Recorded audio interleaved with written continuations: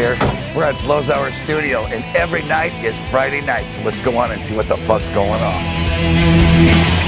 I also heard stories, I think, from Carmine. You know, when I first heard that Ronnie had the stomach cancer, wasn't it? So, which I hear he felt bad for a while and didn't go get checked up or anything. Right. So if you feel something's wrong with you, go to the doctor. Yes. Okay, don't be, No, that's something where we started with the Cancer Fund, because women go and get mammograms, they get pap smears. Right. Men usually don't go and get checked at all unless something's wrong. Right. And once it's wrong, it's sometimes usually too late. So prostate exam, colon exam, stomach cancer. I know. I need to get all that. I'm on my golden years. Need to get checked. Absolutely. See, I never go to the doctor unless I feel like I'm dying. Go to the doctor, I get know, checked. I know, It's I worth it. Do it for your wife, but you know do what, it for your don't- children, do it for your Yeah, but grandchildren. you know Listen what? to her. Yeah. Go get checked. But Yes. with that prostate exam, like, the guy puts on the glove. big and, deal. What do women have to do Well, I every don't- month? well, Every time we go for I it? know exactly. You know Try what? being a woman and go for You know, go for a pap if some smear. chick wants to put a glove on her finger and shove it up my ass, I don't care. But I don't know something's wrong. You know, Look there. put those away. Chuck's got the gloves Dr. Chuck over here. He's getting excited. We don't know if Chuck's likes guys or girls, but I think he's okay. Chuck, you better go in the other room. So. We have a doctor. Pull on our out the board. table. Oh, Dr. Chuck, No, we Mr. Doc, and he's the medicated Dr. Chuck too. But- We have a doctor on our board, right? So we were talking with him, and he goes, "Yes, I think the prostate exam. We should do this." You know what? I got a better idea. Why don't you say those gloves for Pussycat? There you go, later. And we'll let Pussycat give me a prostate exam. But you know what? I'll tell you one thing.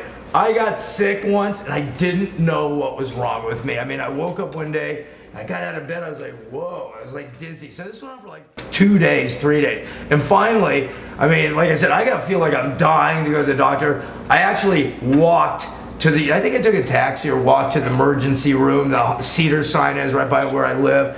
And they start checking me out, and the guy's like, whips out this glove. I go, dude, what are you doing? He's like, oh, we gotta check something out. I'm like, oh my God. I bent over, the guy shoved his finger up my ass. I don't know if he thought there was gold up there or diamonds or what. He was digging around. I was like, oh my God, I'm getting dizzy thinking about it. That guy, I still don't think I walked correctly. We get after that every 6 months. I know. Yeah. Yes. That Like we was said, brutal. it's the uncensored show here. Oh my God! Thank God for YouTube and Yes, wherever exactly. else. So. But I'm getting sweat. I gotta take my coat off. Thinking about it. Okay, we're gonna go back to I'm getting Ronnie. dizzy. Pussycat, where are you when I need you? Just looking at Chuck with that glove on his hands. Okay, so let's get off the glove thing. From the struggle to once it all started, it was a roller coaster ride, obviously. Yes. Tell us about it.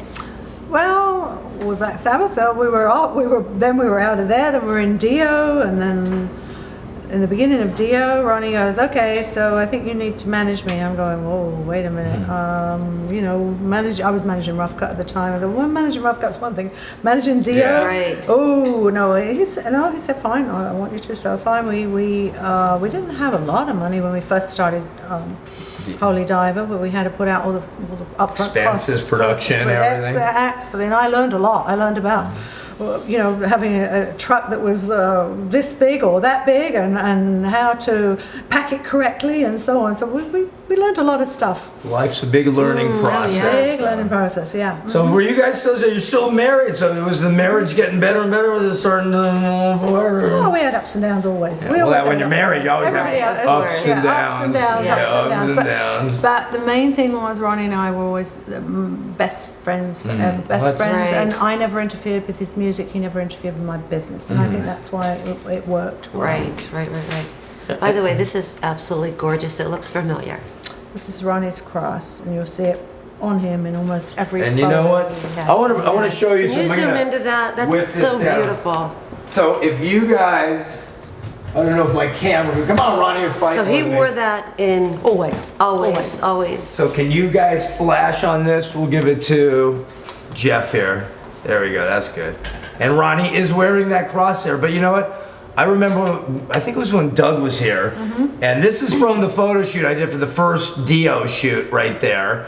And what do you call it? So I shot this in '83, I think it was, 83. Yeah. And then, you know, he came back. Ronnie's been in here a few times over the years for various things. And the last time I think I shot him here was with Doug Aldridge, and we did this shoot.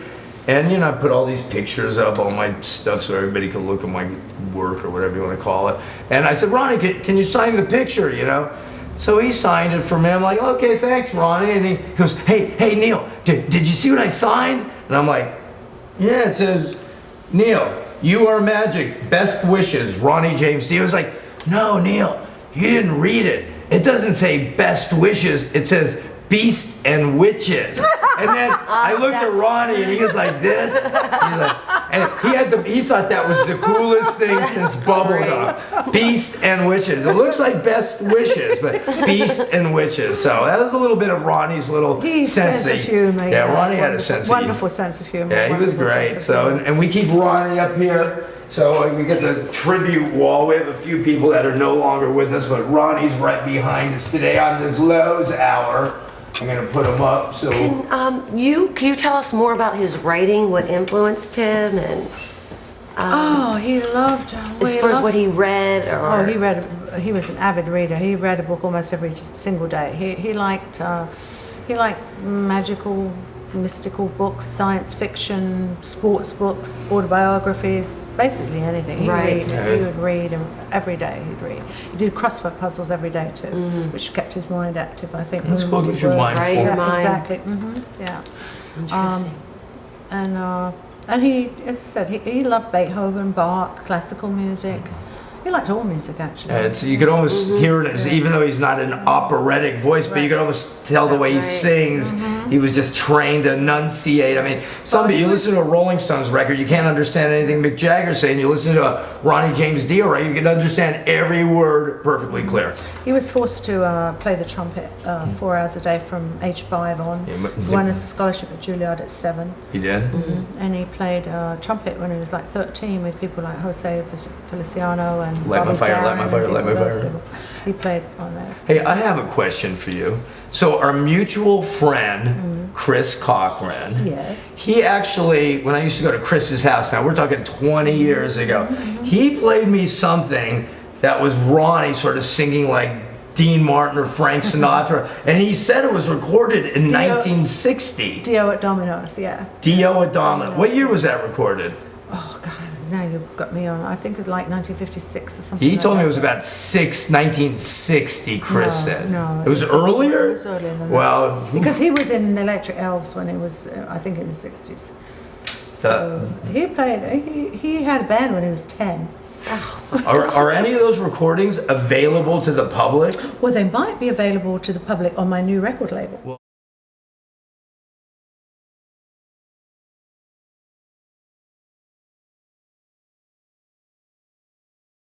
Hey folks, welcome back to the Zloz Hour. We have the wonderful, beautiful manager, Wendy Dio, wife of Ronnie James Dio, and we're talking about the new Wendy Dio, Ronnie Dio record label that I knew nothing about. So Wendy, can you tell us about the record label? Yeah, it was something that Ronnie and I wanted to do. We'd been talking about it for a couple of years, and we just started doing it, getting it together, getting the right personnel together. And then Ronnie got sick, so it went on hold for a bit. Was it a metal label or? Yeah, well, it's actually more of a catalog. I want catalog people. You know, I don't want to spend time developing bands. I've done that as management, and I just want to do a catalog. And so Ronnie and I, our first release we wanted to do was Dio at Donington, which was 1983 and 1987, which were BBC original tapes. So it's actually going to be a DVD that you No, it's not DVD. Oh, just the sound. CD, yeah. Okay. Yeah. They recorded when he was playing the festivals. So what year was it recorded? 1983 was the first one band. with Vivian. The second one was with Craig in 1987. So Dio at Donington, the first one, 83, was the first tour that Ronnie did in Europe. So this is what we wanted to do. Well, we put it on the back burner and Ronnie got sick. But I know it was something he really wanted to do. So I have my first release coming out on November 9th, which is Dio at Donington. Congratulations. Yeah, which is Great. real nice. That'll be good. 1983, Ronnie at Donington. The audience must have went crazy. Oh. Yeah, it's two different kind of bands, because the first one is very new and very hungry and enthusiastic, and then the second band, 1987, is very seasoned and Yeah, more polished. Yeah, exactly. Yeah. But it's really a nice mix of the That's two. good. And then we have another release coming out, which is Ronnie's cousin, Rock Feinstein, who was in Elf, he was in Elves, he's Ronnie and him very close, and they look like bookends actually. And he was in a band called the Rods as well, well, still is in a band called the Rods, but he's got a solo record coming out. Ronnie was down in Cortland, where they're from, and it's one of the last recordings Ronnie actually did. It's called Metal Will Never Die, and Rock wrote it and Ronnie sang it. So And that's the song that I was asking you about earlier. Right. That comes out. That one comes out in November. I think it's November 27th. And then we have one more release this year, which is Holy Diver in vinyl picture disc. Well, that'll be interesting. Those are our releases. Let me for know this if you year. need any photos. Oh yeah, I definitely need photos. Got to make some money, pay for this Zloz hour. Are you running the label by yourself, or how I'm running the label. I have a very, very good GM, which is Dean Schachtel, who worked at Warner Brothers for 15 I know years. Dean. Yeah, Used to work for Stevie Vai. Yes, he did. He's a great guy. And He's Dean's a great. wealth of knowledge. I call him Mr. Encyclopedia. Hey, your management company's called Niji Management. Yes, so my Where'd you record get- label is- Where'd you get Niji from? Okay, well, when Ronnie was in Rainbow and we were in Japan, kids were all going, Niji, Niji, Niji. I go, what does this mean? It means rainbow in Japanese. Oh, okay. See, I never knew that. New that's fact, Niji interesting. Management. And the record label is called Niji Entertainment Group. Okay, So, great. yeah, I want to call it Niji Records. Niji Entertainment Group, because that way you that's aren't good. limiting yourself to Right. just I can records. go into other things too. Yeah, you have Absolutely. DVD. We'll have DVD. Well, we have DVDs coming out next year. We've got Super Rock Japan, which was done in 1985. That'll be on DVD and on Blu-ray and CD. I have Rough Cut on DVD there. I have The Rough Cut original records.